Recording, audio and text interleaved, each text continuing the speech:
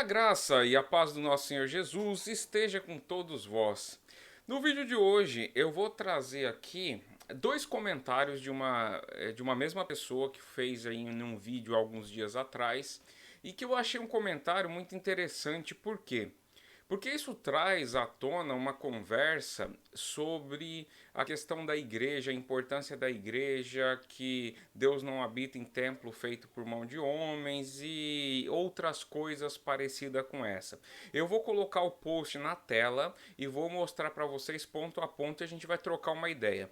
Esse vídeo aqui não vai ser aquele vídeo muito formal, a gente vai bater um papo, inclusive eu vou gravar ele no estilo como se fosse uma live aqui, né, que eu tô fazendo, porque meu computador tá ruim, então não vai dar para ficar editando. O meu computador é muito lento, então não dá para ficar editando e tal os vídeos, então eu preciso trocar esse computador, mas por enquanto não dá certo ainda. E então é por isso. Então vai ter poucos cortes. Então eu vou falar assim de maneira sem muito corte, sem nada. E vocês vão ver que até essa parte vai estar lá, tá bom? Outra coisa, lembrando, antes do vídeo começar, eu tenho que te pedir, não se esqueça de se inscrever no canal. Se inscrever, dar like, curtir, compartilhar. Por quê? Porque isso é muito importante, porque é a forma que o YouTube entende que esse conteúdo é relevante, que esse canal é relevante e é o que manda para as demais pessoas. Então, na verdade, quando você se inscreve, quando você dá like, você está ajudando a palavra de Deus a se espalhar pelo maior número de pessoas possíveis. Por que eu digo palavra de Deus? Porque palavra de Deus não é o que eu falo, são as escrituras e ao que eu me refiro, né? Então, aliás, não esqueça, tudo que eu falo aqui tem que ser julgado segundo as escrituras, tá certo? Então, é isso.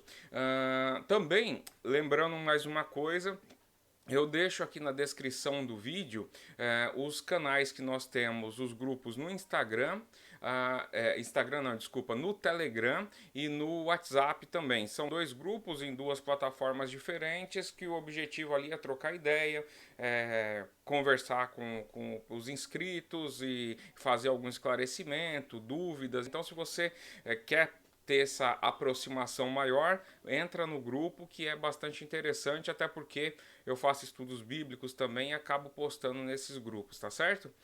Então tá, sem mais delongas aí, vamos lá começar no vídeo. Então eu vou compartilhar aqui com vocês na tela e colocar o comentário no qual eu vou trabalhar em cima dele, tá certo? Vamos lá. Já está aí aparecendo na tela para vocês. Esse comentário foi feito no vídeo que está escrito o seguinte: qual é a igreja certa? Respondendo aos inscritos, né? Se eu não me engano, isso daí foi uma live. Eu já fiz faz um tempo, então não lembro, mas eu acho que foi uma live que eu fiz em que eu pegava, ou foi um vídeo, não lembro, mas tudo bem. E aí, eu acho que foi vídeo mesmo, um vídeo gravado, não foi live. E a capa do vídeo é Igreja Bíblica, como identificar, né? Então ali eu estava falando sobre igrejas bíblicas, falando que é muito bom que principalmente novos convertidos, né, pessoas que estão transicionando. Aqui eu sei que a grande maioria do público é tudo CCB, né, da Congregação Cristã no Brasil, ou ex-CCB, ou pessoa que está saindo da CCB. Então, principalmente isso, pessoa que não tem conhecimento nenhum das escrituras, eles precisam se aproximar de alguma igreja bíblica o quanto antes. Porque como você tem pouco conhecimento, então você precisa de muita instrução ainda, né? Então é uma coisa muito importante. Mas aí foi feito a Maria Luísa aqui Teixeira, ela fez alguns comentários que eu gostaria de me ater a eles. Ela fez dois comentários, então vocês vão ver aqui pra frente, né, que são dois comentários, mas vamos começar por esse primeiro que ela fez aqui. Diz o seguinte: a Bíblia é um conjunto de livros que um determinado imperador romano selecionou. Então vamos pegar esse primeiro parágrafozinho aqui do que ela falou, essa primeira frase. Desculpa, deixa eu beber uma água, porque acho que eu comi alguma coisa muito salgada. Bom, vamos lá. Então, primeira coisa, eu gostaria que ela me dissesse qual é a base histórica dela, porque aqui eu não falo, nem estou falando de base bíblica. Qual a base histórica dela para ela afirmar isso daqui? Os livros que hoje estão na Bíblia, os considerados livros canônicos, tá? Só para quem não sabe, A diferença basicamente da Bíblia protestante, e entenda-se protestante toda a igreja não católica, e a Bíblia católica, é que na Bíblia católica tem alguns livros a mais que são denominados livros apócrifos, tá certo? Esses livros apócrifos são livros que a própria igreja católica reconhece como apócrifos, são livros que você não consegue determinar com precisão a data de escrita deles, ou se as informações que estão ali são verídicas. São livros que eram, digamos assim, desconhecidos da igreja aí do primeiro século, esse tipo de coisa. Então, foram livros que foram inseridos nos livros que a gente chama de canônico, que é base. O que são os livros canônicos? Todos os livros que tem na Bíblia, qualquer Bíblia protestante, tá certo? Então, os livros canônicos, que é o que eu vou me referir aqui, eles não foram um conjunto de livros que um determinado imperador ele selecionou. Deixa eu só colocar no mudo aqui. Pronto. Eu falei para vocês que ia ser como uma live. Então, não é um conjunto de livros que um determinado imperador selecionou. Na verdade, a própria igreja do primeiro século já tinha conhecimento desses livros todos. Inclusive, por exemplo, se a gente pegar o apóstolo Pedro falando das cartas do apóstolo Paulo, ele vai dizer, né, que o nosso irmão Paulo nos escreveu coisa de difícil compreensão e que os incautos, né, eles distorcem como fazem com as demais escrituras. Então, por exemplo, você pegar as cartas do apóstolo Paulo, você vai ver que é o grande parte aí do Novo Testamento. Bom, vamos fazer um corte. Velho Testamento para trás, não há dúvida nenhuma. Os judeus usavam isso, Cristo citou isso. Então, todos os livros do Antigo Testamento são livros conhecidos antes da vinda de Cristo, inclusive. Então, não há dúvida nenhuma quanto à canonicidade desses livros, porque o próprio Cristo usava esses livros para ensinar, para falar, inclusive a sua missão como o Messias está descrito em todos esses profetas, nos Salmos, no Gênesis. Então, esses livros do Velho Testamento, então aí a gente já cobriu basicamente mais da metade da Bíblia para trás, isso não tem dúvida nenhuma, não foi nenhum imperador romano que selecionou, entendeu? Isso daí já eram considerados palavra de Deus, livros santos, desde o seu nascedor ali, desde que Moisés recebeu as primeiras revelações para frente. Então, beleza, falando do Novo Testamento, a gente vai ter ali os evangelhos, né, que são documentos históricos, né, descrevendo sobre a vida, o nascimento, vida, morte e ressurreição de Cristo. Então temos aí os 4 evangelhos, que são os 3 primeiros evangelhos sinóticos, são evangelhos muito parecidos, com exceção do 4º evangelho, o evangelho de João, que tem ali uma visão um pouco diferente. Mas beleza, tá aí. Então, tudo isso foi produzido no primeiro século ali e todos os apóstolos tinham conhecimento disso. Aliás, por exemplo, o evangelho, se eu não me engano, é Lucas, e eu estou falando de cabeça aqui, se eu não me engano é Lucas, dizem os estudiosos que ele entrevistou, por exemplo, Pedro, para poder estar escrevendo esse tipo de coisa, né? Então, assim, não há dúvida quanto a isso. Aí, por exemplo, o próprio apóstolo Pedro cita as cartas de Paulo. Se você pegar outras cartas, como por exemplo a carta de Tiago, ele é uma carta que era como se fosse uma circular. Ele mandou para as igrejas, tá certo? O Apocalipse também foi escrito como se fosse um livro, uma carta ali grande, né? Considerado um livro, né? Se você pensar na época, hoje em dia você consegue imprimir isso em um negocinho muito pequenininho, mas naquela época tudo manual e tal ia dar um negócio, ia dar um livro, né? Então isso daí também foi mandado para as igrejas e as igrejas tinham conhecimento disso. Então essa ideia de que é um conjunto de livros com determinado imperador romano selecionado, isso é falso. Isso daí não tem base nenhuma, não tem base histórica nenhuma para poder afirmar esse tipo de coisa. Então essa primeira frase aqui, a gente já consegue descartar isso daqui tudo. Por que isso? Porque é o seguinte, por que eu estou me atentando para isso? Porque se isso que ela falou fosse verdade, que são livros assim, que você não consegue comprovar a veracidade, que ela vai falar um pouquinho mais para baixo, era complicado. Como que você conhece a Deus, a não ser pela palavra de Deus? Então, esse daqui é um grande ponto. A gente vai chegar nele um pouquinho mais para frente, ó. Daí, então a conclusão dela, que a Bíblia contém algumas coisas do reino dos céus e algumas coisas dos reinos dos homens. Então ela está dizendo que na Bíblia ela tem coisas que são de Deus e tem coisas que não são de Deus. Agora a minha pergunta é, como que você vai interpretar isso? O que é de Deus e o que não é de Deus? Então, olha só o perigo, olha só o problema que ela está entrando agora. Por isso que ela diz assim, compete-nos saber interpretar e separar o trigo do joio no sentido das palavras.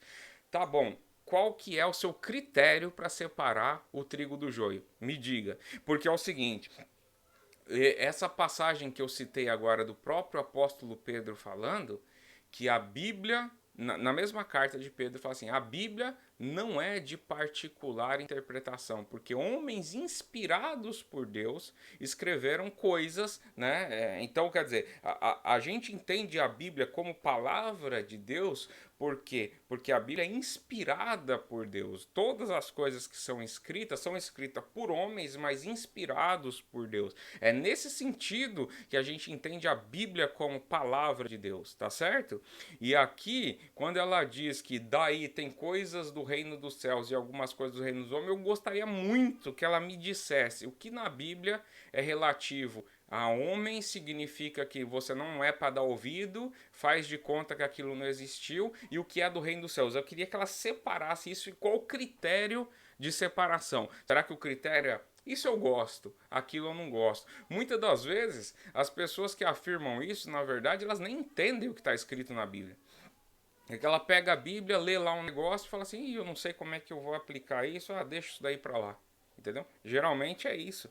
Mas eu gostaria muito que ela me dissesse isso. Quais coisas são do reino dos céus e quais coisas são dos reinos dos homens? E como que você interpreta trigo e joio? Até essa palavra trigo e joio é tirada das escrituras, obviamente fora de contexto, que ela não, possivelmente eu acho que ela não sabe nem o que significa essa ideia da separação entre o trigo e o joio. Mas assim, de novo, eu tô fazendo esse vídeo não é para atacar ninguém, tá certo? O objetivo aqui é rebater uma crítica. Por quê? E eu, aliás, eu acho até bom. Quiser responder, colocar aí, eu acho bom. Por quê? Porque é pra gente aprender, entendeu? E porque é muito perigoso esse tipo de entendimento sobre as escrituras, porque mostra que ela possivelmente não tem a Bíblia como palavra de Deus. Tá certo? Não tem. E aí é o grande problema, que ela vai ficar perdida nas ideias dela, porque se ela não tem uma rocha firme em que ela baseia as decisões, baseia o que é de Deus e o que não é de Deus, complica muito. Tá certo? Complica muito, porque fica perdida, porque ela vai se guiar pelo quê? Por emoções, ela vai se guiar por revelações e coisa e tal, que é o que ela coloca aqui, ó. É preferível que a comunicação direta com o Pai das luzes, em que não há sombra de variação. Então, obviamente é preferível. Eu gostaria muito que Deus chegasse para mim e falasse comigo 100% cara a cara, me dizendo, ó, isso daqui eu quero, isso daqui eu não quero. Seria muito bom. Só que a própria Bíblia diz o seguinte, se eu não me engano é em Hebreus capítulo 1. Deixa eu pegar aqui no meu celular rapidinho para poder citar para vocês. Coloquem aí na sua Bíblia Hebreus capítulo 1. Deixa eu abrir aqui, ó. Hebreus capítulo 1. Diz o seguinte: havendo Deus antigamente falado muitas vezes e de muitas maneiras aos pais pelos profetas, a nós falou-nos nesses últimos dias pelo Filho. Você vê que qual que é o que está sendo dito aqui pelo autor de Hebreus? Eu digo autor porque ninguém sabe exatamente quem escreveu a carta, tá? Mas diz o seguinte: havendo Deus antigamente falado muitas vezes de muitas maneiras, em sonhos, em revelações, nisso, naquilo, no barro, na forma, tipo assim, no moldar de um vaso, Deus falou de diversas maneiras, mas, ó, mas a nós falou-nos nesses últimos dias pelo Filho. Tá certo? Então, todas aquelas revelações, aquelas formas que Deus apresentava, se você pegar lá no Antigo Testamento, isso tudo culminou em Cristo. E Deus falou através de Cristo. E Cristo deu ordem que os apóstolos ensinassem todas as coisas que tinham aprendido com ele. Então, como que a gente vai aprender as coisas que os apóstolos ensinaram se a gente não pega a Bíblia e lê? Me diga outra forma de você conhecer a doutrina apostólica que não seja pela Bíblia. Como que você vai falar de maneira direta com Deus, sendo que Deus não deu essa autorização para ninguém? Entendeu? Deus não deu essa autorização para ninguém. Deus deu a palavra dele. Aliás, o próprio Senhor Jesus Cristo, entendeu? O próprio Senhor Jesus Cristo lembra de uma passagem que tinha aqueles dois discípulos no caminho de Emaús. E que eles estavam conversando, aí Cristo apareceu para eles. Quando Cristo apareceu para eles, como que Cristo falou para eles assim? Disse assim, eu sou Cristo, então eu vou trazer aqui uma nova revelação para vocês e tal, acreditem que sou eu. Não, ele diz lá, pega lá na passagem, você vai ver que abrindo as escrituras, desde Moisés até os profetas, mostrou tudo que se falava dele nas escrituras. Então Cristo usou as escrituras para se referir. Os apóstolos usaram as escrituras para poder dar base naquilo que eles estavam falando. Então como que você, sem usar a escritura, você vai chegar, digamos assim, nessa forma, vou falar direto com o Pai das luzes e para que me guie no meu andar aqui. Como? Entendeu? A Bíblia foi dada para isso. Aliás, eu sugiro para muitos dos irmãos que peguem alguns documentários falando sobre a história da Bíblia. Vocês vão ver que é uma coisa impressionante. A história das escrituras, assim, teve muita gente que sofreu, que morreu, que foi queimado, que sofreu as mais diversas atrocidades para que essa escritura chegasse na nossa mão hoje, entendeu? E por quê? Porque é a palavra de Deus, e Deus trouxe e manteve ela pelos tempos, né? Então, e um negócio que ela cita aqui que eu acho interessante. Ele diz assim, o Pai das luzes, em quem não há sombra de variação. Ótimo, isso é verdade, porque está na Bíblia. Está na Bíblia que dizendo que ele não há sombra de variação. Por isso, como é que você vai pegar um versículo desse que eu acabei de falar e dizer que está mentindo e que, na verdade, a comunicação direta é o que manda? Pega nas escrituras aqui qualquer lugar que diga que você tem que chegar a Deus via comunicação direta, digamos assim, descobrir a palavra de Deus via comunicação direta, ou seja, a revelação que dá na sua cabeça é aquilo que você vai seguir, entendeu? A Bíblia aconselha o contrário, ela aconselha, cuidado com revelação, cuidado com profecia, porque muitos falsos profetas terão. Aliás, essa passagem de Pedro que eu digo assim que a Bíblia não é de particular interpretação, leia lá o contexto, vocês vão ver, eles estão chamando a atenção para os falsos profetas, pessoas que viriam enganar através de quê? Olha, Deus me revelou tal coisa. Aí a pessoa vai para dentro disso daí, Deus me revelou e tal, e tal, e tal. Então agora a gente tem que fazer assim. Pedro falou, cuidado com o falso profeta. E aliás, esse falso profeta que ele estava usando lá, pelo menos o falso profeta usava a Bíblia, só que distorcia, né? Imagina o que não usa. É pior ainda, entendeu? Então tem isso. O próprio apóstolo Paulo disse assim, se nós, um anjo do céu, se transfigurar na sua frente, pregar outro evangelho que não este que eu tenho vos ensinado, seja anátema. Anátema significa maldito, entendeu? Então quer dizer, isso daqui que ela está falando, isso não tem absolutamente nada a ver com o cristianismo. Nada a ver com ser cristão, mas nada a ver, entendeu? Isso é só um desconhecimento brutal do que significa as escrituras. E aliás, eu tenho uma playlist aqui no canal, que eu acho que foram 3 vídeos que eu falava sobre as escrituras, a importância das escrituras, como ler as escrituras, como interpretar as escrituras. E ali eu trago Bíblia mostrando dentro da Bíblia como que os próprios apóstolos mandavam que a gente fizesse. Tá certo? E aliás eu aconselho muito a assistir isso daí. Bom, mas vamos continuar aqui. Ela fala assim, ela complementa. Templos perfeitos não existem e nem salvam ninguém. Bom, essa ideia de templos perfeitos não existem não é verdade, porque existe. É só você passar na rua aí e você vai ver vários templos, né? Apesar de que eu já teve alguns vídeos que eu já expliquei isso. A ideia de templo nas escrituras não é essas igrejas que você constrói em qualquer esquina. Templo nas escrituras tinha a ver com aquele único que era feito em Jerusalém, no lugar onde o Senhor escolheu. Só aquele era considerado templo. Todas as demais eram sinagogas. Então as igrejas de hoje não são templos a Deus, são sinagogas, né? São igrejas, são casas de oração. Sinagoga é a mesma coisa que casa de oração. Então são casas de oração, onde as pessoas se reúnem para louvar e adorar a Deus. Pronto. A igreja, o templo, o máximo que você pode falar de um templo é isso. Tá certo? Agora ela diz assim, não existe. Bom, existe, é só você olhar tal. Eu acho que o conceito de templo que muitas igrejas usam tá errado, e nisso eu concordo aqui. Entendeu?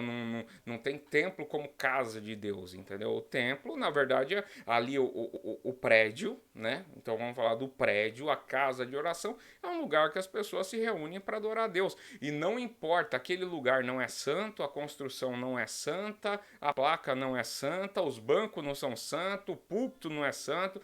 Pode ser, de repente, um bar de manhã e à noite você reúne ali para o pessoal louvar e adorar a Deus. A ideia de igreja nas escrituras não é prédio, são pessoas, é junção de pessoas. Quando as pessoas se reúnem como igreja. A ideia de igreja tem 2 ideias básicas de igreja nas escrituras. A igreja geral, a igreja universal, que é aquela igreja que é o que todos os crentes a compõem, uma vez que você creu no Senhor Jesus como seu único e suficiente Salvador, você é um crente, você é um regenerado por Cristo e, portanto, você faz parte dessa igreja universal. Agora, existem as igrejas locais, que a Bíblia deixa muito claro isso, que é uma parte dessa igreja universal que se reúne em determinado lugar. Inclusive, na Bíblia está cheio disso.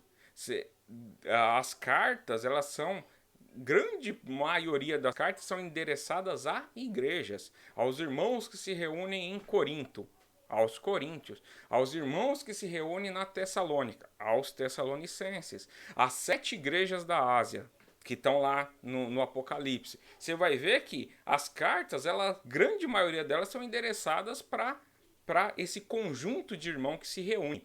Eles se reuniam em casa? Alguns sim. Eles se reuniam num prédio? Alguns sim. Algum local específico, debaixo de uma árvore, numa catacumba, isso não importa, o local não interessa, entendeu? O que interessa é você estar reunido como igreja. E reunido como igreja não é uma pessoa, é igreja. Ninguém é igreja por si só. Entendeu? Você pode ser, no máximo, um membro de uma igreja. Você nunca vai ser a igreja. Entendeu? Mas vamos continuar, que isso daqui é um assunto legal. Ó. Não salvam ninguém. Isso daqui você está 100% certo. A igreja não vai salvar ninguém. A função da igreja não é salvar ninguém mesmo. A função da reunião como igreja é porque é o seguinte, qual que é a ideia das escrituras? Ninguém é autossuficiente. Ninguém consegue ser autossuficiente. Por mais conhecimento que você esteja nas escrituras, você é ser humano e, portanto, falho e, portanto, uma pessoa imperfeita. Deus deu a reunião como igreja para aperfeiçoamento dos santos. Eu poderia trazer vários versículos bíblicos para poder explicar isso aqui. Por exemplo, em Coríntios, quando ele fala, subindo ao alto, levou cativo ao cativeiro e deu dons aos homens. Deu uns para apóstolos, outros para profetas. Naquela passagem você vai ver que o Espírito Santo opera de uma maneira em colocar dons diversos nas diversos componentes de uma igreja para aperfeiçoamento dos santos. É isso a função da igreja. Por isso que eu tenho que estar em uma igreja. lembre-se, igreja não é uma denominação, igreja não é um prédio, pode ser uma denominação, pode ser um prédio, mas não é só uma denominação, pode ser de repente a igreja que se reúne na casa do José da esquina, não importa, lá tem pessoas, as pessoas estão reunidas para adorar o nome do Senhor? Sim. Ali tem ordem? Tem organização? Tem. Ali vocês fazem batismo, que é mandamento para que uma igreja faça. Batismo, a ceia do Senhor é repartida ali. Tem ensino das Escrituras. Então, quer dizer, tem disciplina bíblica conforme a Bíblia manda. Então, ali você acabou de formar uma igreja. Entendeu? Se essa igreja vai ficar na casa, ou se de repente começa a entrar mais membros, e aí de repente você precisa alugar um local um pouco maior para caber todo mundo, não interessa, entendeu? Igreja é igreja. É esse que é o ponto. Olha lá, ó. Não salvam ninguém, não. A função da igreja não é salvação, não é salvar as pessoas, é comunicar a salvação, é comunicar o evangelho para que o evangelho, as pessoas ouvindo o evangelho, e obviamente você sendo um predestinado, né?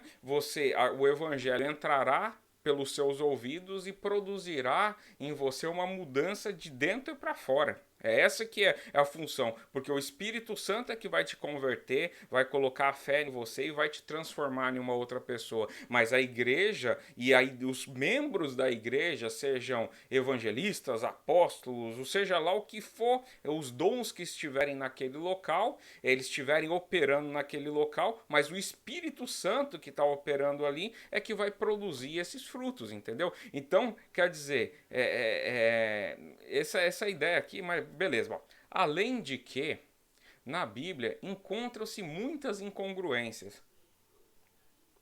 Isso daqui é uma frase muito importante, mas muito importante mesmo. Na Bíblia se encontram muitas incongruências.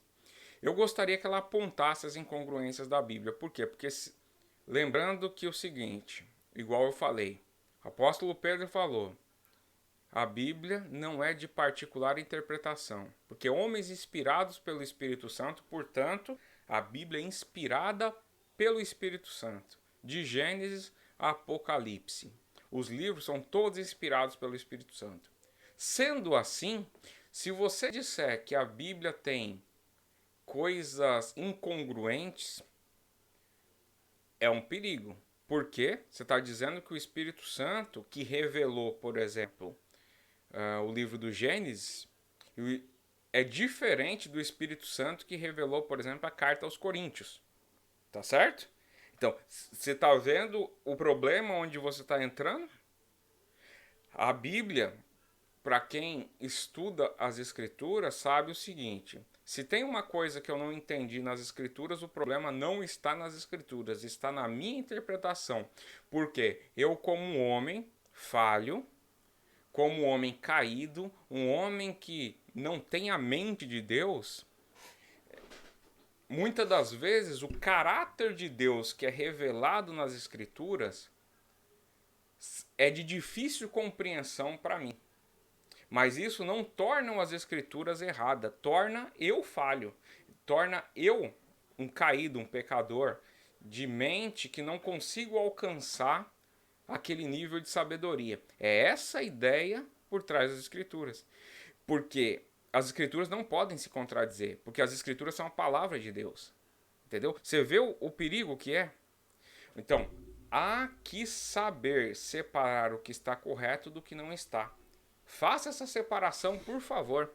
Eu gostaria muito que você dissesse para mim, ó, essa parte aqui das Escrituras eu não concordo, isso daqui não está correto. Então, perante a uma revelação que eu tive, esses livros aqui você pode jogar tudo fora, porque esses livros aqui não são corretos, tá certo?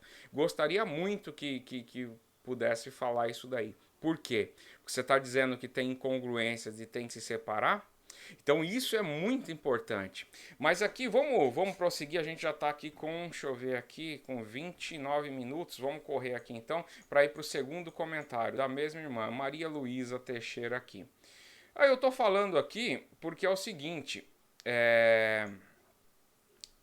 o nome dela porque ela se identificou, ela fez um comentário público, aí eu tô falando, mas lembra, isso daqui não é para ir atrás de pessoas nem nada. O objetivo disso daqui é ser meramente instrutivo. Se eu pudesse, eu até tirava o nome dela aqui para ela não se sentir de alguma maneira envergonhada, porque não é esse o objetivo. O objetivo aqui é instrutivo. Eu achei muito bom e, aliás, irmã Maria Luísa, se você estiver aí, pode continuar assistindo os vídeos, botando comentário aí, é muito bem-vinda, tá? Aí ela respondeu assim: amigo, não há igrejas, entre aspas, templos saudáveis. No mesmo vídeo, tá? Então ela vai dizer assim que não há igrejas saudáveis, o que é mentira, porque, por exemplo, eu congrego numa igreja que eu considero saudável. Eu pego a palavra de Deus, olho lá e ela está de acordo com a palavra de Deus. É uma igreja perfeita? Não é e nunca vai ser. Não existe igreja perfeita. E aliás, ela faz uma confusão entre igreja e templo aqui, que eu já expliquei para trás, então eu vou dar isso daqui por entendido e vou passar direto, tá? Então, não há igrejas saudáveis. Então, assim, a igreja que eu vou é saudável. Eu conheço várias igrejas que são saudáveis. Eu já tive congregado em outras igrejas que tem até opiniões diferentes da minha, que são saudáveis. Eu não vejo nenhum problema naquela igreja. Agora, assim, por que não existe igreja perfeita? Ou seja, lá vai ter pessoas, tem pessoas ruins, lá tem muita hipocrisia, um negócio que eu gosto muito, acho que foi o Nicodemos, Augusto Nicodemos que falou, dizendo assim, uma vez eu recebi, eu acho que foi ele mesmo, eu vou fazer de conta que foi ele aqui, eu não tenho certeza, mas assim, eu lembro que ele falou que uma vez ele recebeu um comentário dizendo assim, essas igrejas são cheias de pessoas hipócritas. Aí ele respondeu assim: tem sempre lugar para mais um, né? Seja bem-vindo. Porque é isso, entendeu? A igreja é um conjunto de pessoas problemáticas, é um conjunto de pecador. Na verdade, é isso que é a igreja, tá certo? É um conjunto de pecador. Obviamente que terá problema. Quando você tem uma igreja saudável, significa o seguinte, que a Bíblia aliás, eu fiz até um vídeo que falava dos 5 solas da Reforma Protestante. Então, uma igreja que atende a esses 5 solas, e entre eles o primeiro sola escritura, é uma igreja saudável, porque mesmo que ocorram erros, esses erros são rapidamente reparados. Por quê? Porque você vai ter o povo que não vai ser seguidor cego de ninguém. As pessoas ali leem e estudam as escrituras. Elas têm um raciocínio que Deus deu. Então isso significa o seguinte: quando acontece uma heresia ali dentro, o povo se move contra. Opa, peraí, isso daí que você está pregando está errado, não está de acordo com as escrituras. Então, uma igreja saudável é uma igreja que faz exatamente o que Paulo, por exemplo, elogiou lá os bereanos, que eles procuravam na palavra de Deus para ver se tudo que se dizia era assim. Aliás, serve até como exemplo da importância da Bíblia. Se vocês pegarem Atos dos Apóstolos, se não me engano é no capítulo 2 de Atos, mas escreve assim, os bereanos, aí vocês acham. Paulo foi pregar na Tessalônica, muita gente creu na Tessalônica, e ele foi para Bereia. Eu estou resumindo aqui, tá? Foi para Bereia. Chegou na Bereia, ele começou a pregar para os bereanos. Eles estavam ouvindo atentamente o que Paulo falava, só que com as escrituras abertas. Tudo que ele falava, eles conferiam. Cristo tinha que vir ao mundo. Paulo, onde é que está escrito isso daí? Capítulo e versículo. Está escrito aqui, ó. Então, é verdade. Então, vamos pro próximo. E tal, e tal, e tal. Por quê? Paulo falou que os bereanos foram mais nobres que os da Tessalônica, porque os da Tessalônica, eles receberam a palavra de Deus, não questionaram. Os do bereano questionaram. Por que eles foram mais nobres? Por quê? Porque um falso profeta na Tessalônica faz a festa. Porque ele chega com revelação. Eu falei direto com o Pai das Luzes e ele me revelou isso daqui. Entendeu? Na Tessalônica faria a festa. Em Bereia, esquece, seria cortado rapidamente. Porque na Bereia, quando ele fosse confrontar com as escrituras, vendo que ele estava falando era mentira, eles cortavam ele. Então tá, vamos lá. O homem inventou-as para enganar o povo e ganhar dinheiro. Também é outra mentira. A igreja já existe desde o Antigo Testamento. Deus sempre se referiu ao povo como uma unidade. Não foi homem que inventou a igreja de jeito nenhum. Igreja já está lá na Bíblia. Pega todos os carta aos irmãos sei lá, aos Efésios. Você vai ver os irmãos que se reúnem aos Efésios. É uma igreja de Éfeso. Tá certo? A igreja que está na Filadélfia. Aí vai dizer que foi o homem que inventou aonde? Entendeu? Cristo, ali na revelação do Apocalipse, se eu não me engano, é no capítulo 2 de Apocalipse, que ele fala com a igreja da Tessalônica, que ele fala assim, são 7 candelabros em que Cristo ele passeia entre esses candelabros, e esses candelabros são as igrejas. Significa que é Deus testificando que a igreja é coisa que foi ele que inventou. Entendeu? Não tem essa, entendeu? Se tem gente, obviamente, tem principalmente igrejas neopentecostais aí, que o foco deles é ganhar dinheiro. É verdade. São pequenas igrejas, grandes negócios, né? Mas infelizmente é que o homem deturpa o negócio, entendeu? E as igrejas que são assim, eu aconselho, sai dela, povo meu, conforme está dito lá em Apocalipse, entendeu? Esse é o ponto. A igreja, no foco de igreja não é ganhar dinheiro. Entendeu? E o dinheiro é necessário ali para a organização, para as coisas, para fazer as coisas funcionar. Só que a igreja não é uma instituição com fim lucrativo, não é essa a intenção. Se você está numa igreja que a intenção é fim lucrativo, caia fora. Entendeu? Caia fora, vá para outra, porque não é isso. E aí ela termina com uma frase muito bonita, que é: Jesus é o único e suficiente Salvador. Verdade, concordo 100% com essa frase, só que essa sua frase está colocada fora de contexto. Por quê? Porque Jesus é o único e suficiente Salvador e foi ele que instituiu a igreja, foi ele que deu dons aos homens, foi ele que organizou as coisas desse jeito e colocou a igreja como meio de graça. Então, é um meio pelo qual a palavra de Deus é comunicada ao povo e através da palavra de Deus é que se tem transformação na vida das pessoas. Então, assim, Jesus é o único e suficiente Salvador. Então eu vou ficar para cá, eu vou ficar sentado em casa olhando para o alto, que é basicamente, eu acho que o que ela quer dizer com essa frase. Então, apesar dessa frase ser uma frase bonita, não é uma frase que representa as escrituras, é uma frase fora de contexto, simplesmente isso, tá certo? A gente já está com 37 minutos aqui, então não vou prolongar mais. Se você gostou desse vídeo, não se esqueça, se inscreva aqui no canal, deixe like, curta, compartilhe, deixe os comentários aí se eu esqueci de falar de algum assunto. Pode deixar, porque você vê que os comentários são feitos, pode se transformar em vídeo depois, então eu sempre uso. Tenho vários comentários guardados, é que eu tenho pouco tempo, senão eu teria feito já muitos mais vídeos dos comentários, mas eles sempre acrescentam muito, tá certo? Se eu esqueci de alguma coisa aqui, completem aí por favor, mas a mensagem desse vídeo é isso. Escritura é a palavra de Deus, você tem que prestar muita atenção nas escrituras e pega meus vídeos onde eu falo sobre a Bíblia, que você vai ver lá um monte de passagem falando da importância da palavra de Deus. E igreja não é invenção de homem, igreja, o próprio Deus instituiu as igrejas, como ele já instituiu logo do Antigo Testamento, elegendo um povo.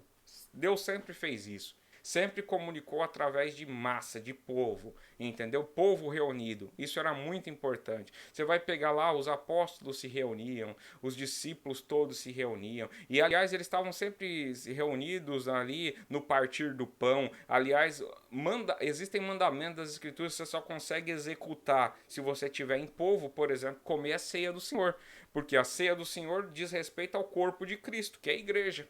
Tá certo? Então é assim, é muito... geralmente as críticas que vêm, elas são extremamente superficiais, assim, e com pouco conhecimento bíblico. Eu sei que muitas vezes não é culpa da pessoa, mas é por isso que eu estou fazendo o vídeo, para poder alertar as pessoas para não caírem nesses engodos, tá bom? Bom, espero que esse vídeo tenha sido útil, eu agradeço a todos que assistiram até aqui. Até o próximo vídeo e tchau, tchau.